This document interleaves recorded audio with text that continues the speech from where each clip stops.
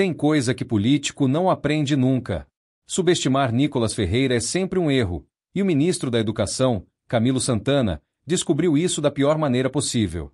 Durante uma audiência que deveria ser técnica, ele tentou dar uma alfinetada, mas acabou sendo atropelado por uma resposta que viralizou em minutos.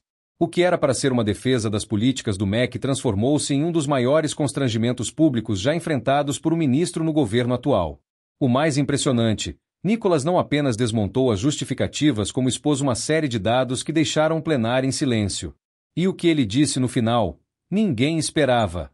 Uma fala certeira, afiada, impossível de ignorar, que virou munição para milhões de brasileiros indignados com o estado da educação no país. Se você acha que já viu um embate político tenso, espere até assistir. É o tipo de confronto que muda narrativas, derruba máscaras e mostra que, às vezes, a oposição cala o governo com apenas uma frase. Se você valoriza quem fala verdades, já se inscreve no canal e ativa o sininho, porque aqui a gente mostra tudo que os jornais tentam esconder. Era mais uma manhã tensa na Câmara dos Deputados. O salão já estava lotado e as câmeras ligadas, prontas para transmitir cada palavra dita na audiência pública sobre o futuro da educação no país. Mas havia algo diferente no ar. A presença do ministro da Educação, Camilo Santana, que raramente se expunha a esse tipo de debate, já era um indicativo de que algo fora do comum estava prestes a acontecer. Parlamentares cochichavam nos bastidores, jornalistas se ajeitavam para capturar qualquer deslize, e o público acompanhava em silêncio, ansioso por confronto. Camilo subiu à tribuna com semblante sereno, mas com o tom de quem vinha preparado para dar o troco. Ele segurava algumas folhas nas mãos, mas não as consultou.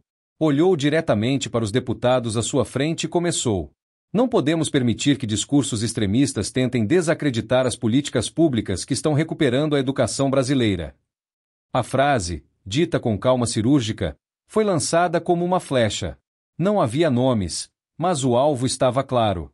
E, do outro lado da sala, Nicolas Ferreira ergueu as sobrancelhas. O ataque tinha endereço certo. O silêncio que se formou após a fala do ministro era denso. Por trás da compostura, Camilo sabia que havia tocado num vespeiro. Ele não estava apenas rebatendo críticas, estava traçando uma linha divisória entre o que considerava política educacional séria e o que via como oportunismo parlamentar. Era o início de uma ofensiva pensada, construída em dias de bastidores, em que sua equipe o preparou para enfrentar o deputado que, há meses, vinha sendo uma pedra no sapato do governo. Nicolas, por sua vez, manteve-se quieto. Não reagiu de imediato. Era como se estivesse saboreando o momento ou planejando a resposta com frieza estratégica. Quem o conhece sabe, seu silêncio nunca é vazio. Ele observa, coleta, e depois responde com precisão milimétrica. Camilo parecia não ter notado esse detalhe, ou notou, mas decidiu arriscar mesmo assim. Afinal, naquele ambiente, o jogo não era apenas de argumentos, mas também de imagem. Outros parlamentares observavam com atenção redobrada. Sabiam que aquele não seria um embate qualquer. O embate entre o ministro e o deputado mais jovem da Câmara prometia ultrapassar os muros do Congresso e ecoar nas redes sociais. Era mais do que um desacordo político. Era um duelo simbólico entre o velho discurso institucional e a retórica provocadora que vinha ganhando cada vez mais espaço entre os jovens. Camilo então retomou sua fala com dados técnicos, falando sobre investimentos, programas e metas. Mas, para muitos ali, a frase inicial já havia roubado toda a cena. Era como se, antes mesmo do embate direto começar, ele já tivesse acendido o pavio de um confronto que, até então, era apenas latente. A temperatura na sala subiu, mesmo com o ar-condicionado ligado. Todos sabiam, o silêncio de Nicolas estava prestes a acabar. E foi nesse clima, entre sorrisos contidos e olhares cruzados, que o presidente da audiência anunciou. Com a palavra, o deputado Nicolas Ferreira. O nome ecoou pelo salão como um anúncio de combate. Camilo ajeitou o microfone à sua frente. Nicolas já caminhava para a tribuna com um leve sorriso nos lábios.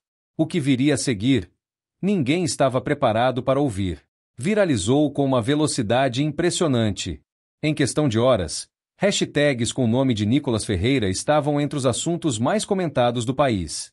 Influenciadores, jornalistas, professores e até artistas começaram a repercutir o embate.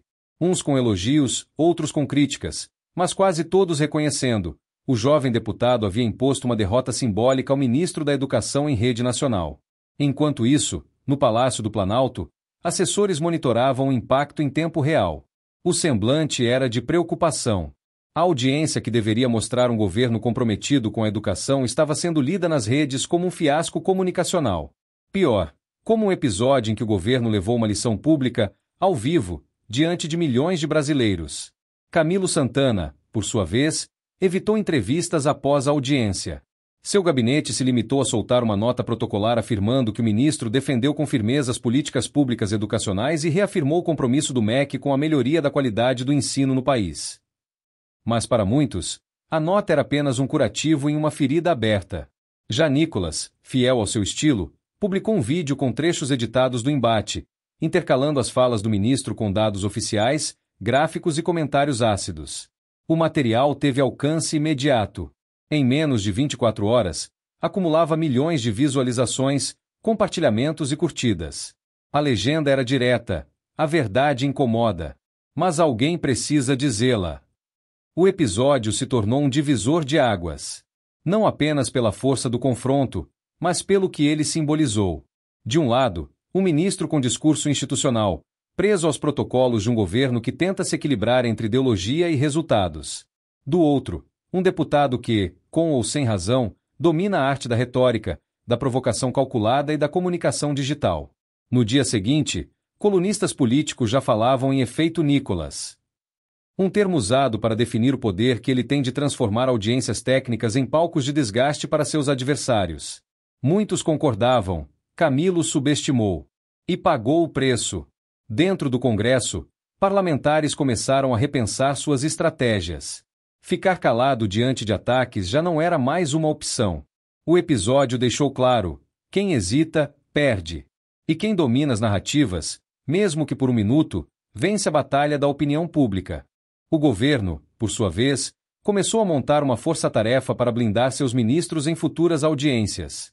A ordem era clara: evitar confrontos diretos com parlamentares de forte presença digital.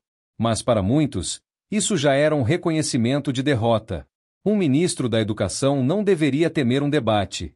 Mas naquele dia, a educação não foi o centro. A coragem de enfrentar a verdade, ou o silêncio diante dela, foi o que ficou gravado. E quanto a Nicolas? Ele não comemorou em público. Não precisou. Sabia que seu nome estava nas bocas e nas telas. Sabia que sua fala final, respeito não se cobra com discurso, se conquista com resultado, seria repetida em milhares de vídeos, mensagens e conversas de bar. Sabia, sobretudo, que naquele dia, com apenas uma frase, havia calado o governo. E no Brasil de hoje, isso não é pouca coisa. Nas rodas de conversa em Brasília, a sensação era unânime: algo havia mudado. Não era apenas um embate entre um deputado jovem e um ministro experiente. Era o retrato de uma nova dinâmica política, onde quem comunica melhor, quem emociona mais, quem viraliza primeiro, leva vantagem. Nicolas Ferreira se tornava, mais uma vez, um símbolo dessa mudança.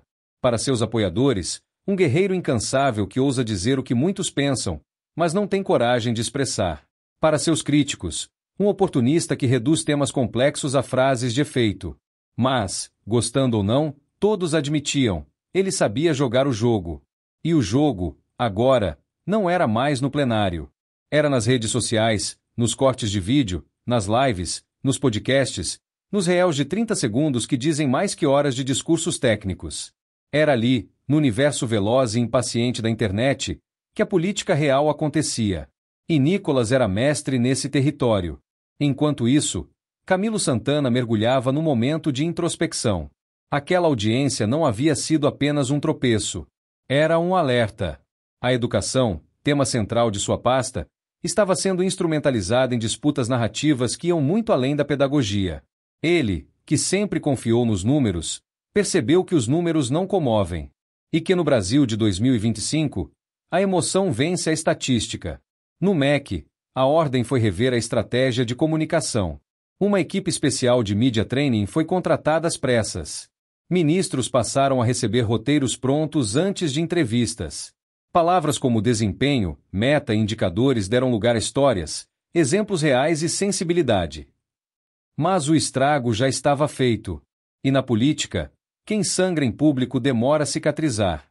Nos bastidores, Aliados de Camilo sugeriram que ele não comparecesse a próximas audiências com a oposição.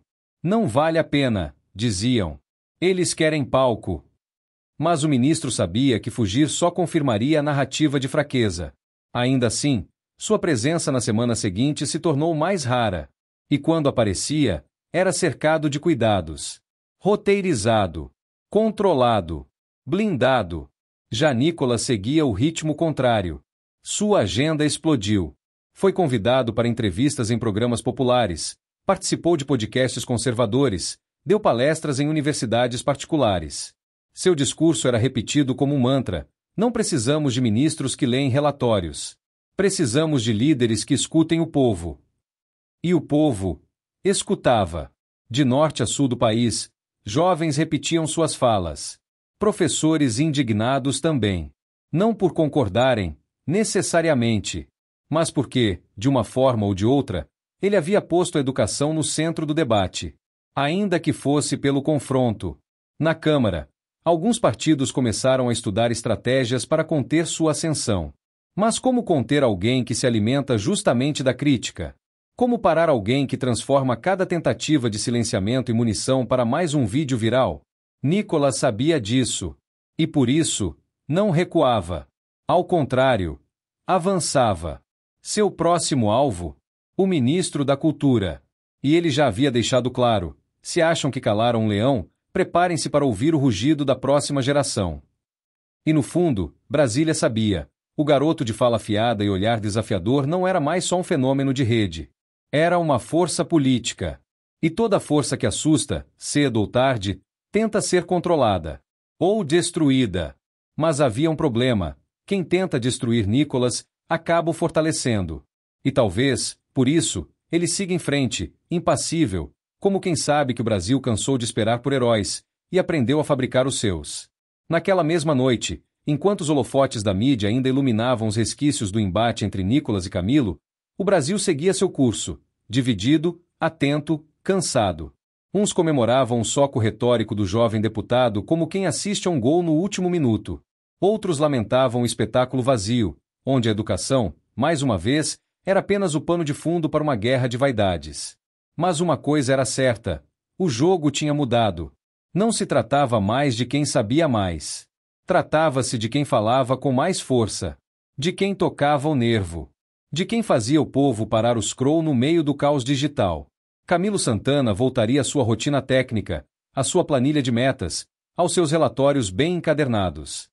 Continuaria acreditando que, no fim, os resultados falam por si. Talvez falem. Mas no Brasil de hoje, quem não souber gritar, será engolido pelo silêncio. Nicolas, por sua vez, deixaria o plenário como quem sai de um palco aplaudido. Sabia que não havia vencido apenas um debate, havia cravado mais um marco em sua construção narrativa. Um personagem real, com todas as contradições possíveis, mas que sabia exatamente onde mirar. E onde doía mais. Nos corredores do Congresso, os mais antigos murmuravam com ceticismo: essa geração só pensa em like. Talvez estejam certos. Mas esquecem que o like, hoje, decide uma eleição. E que uma frase de efeito pode pesar mais que um plano de governo inteiro. Do lado de fora, o povo assistia. Uns em fúria, outros em êxtase. Mas todos assistiam. E enquanto houver plateia, o show não vai parar. Porque, no fundo, o Brasil virou isso: um grande palco onde cada fala pode ser um ato de resistência, ou um ensaio para o poder. E Nicolas Ferreira, amando ou odiando, entendeu o roteiro melhor do que ninguém.